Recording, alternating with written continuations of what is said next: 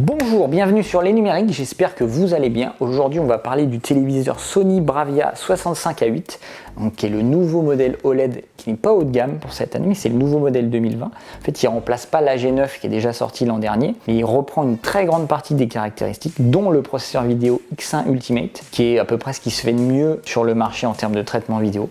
Donc on a vraiment une qualité vidéo qui est exceptionnelle sur ce téléviseur Sony, vraiment excellente. On a aussi le système audio acoustique surface, donc qui va faire vibrer la dalle. Donc c'est pas des enceintes à proprement parler, c'est des moteurs de vibration qui vont faire vibrer la dalle en façade pour envoyer le son directement sur le téléspectateur.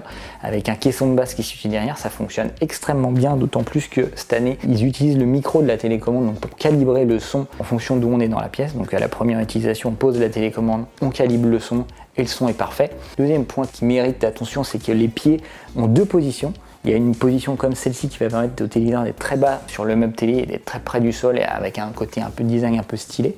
Et pour ceux qui veulent une barre de son, ces mêmes pieds peuvent passer à la position verticale et ça laisse, on va dire, une dizaine de centimètres sous le téléviseur pour venir placer une barre de son et avoir encore un meilleur son sans avoir à racheter un téléviseur ou prendre un autre support. Enfin, c'est vraiment très bien. Petit point qui fâche par contre, si la qualité d'image est excellente, ils ont revu l'input lag à la baisse pour les jeux.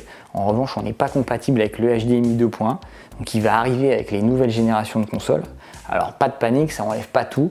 Il y a juste le 4K 120 Hz qui sera impossible, c'est-à-dire le 4K à 120 images par seconde. On espère que les nouvelles consoles pourront atteindre cette fréquence. En tout cas, sur ce téléviseur, ça ne sera pas possible.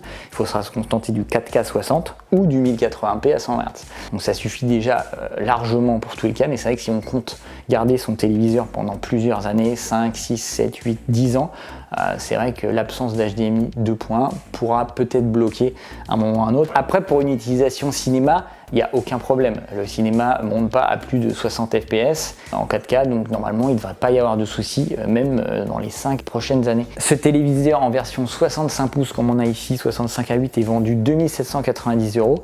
En version 55 pouces, donc la plus petite en 140 cm, ça sera 1790 €.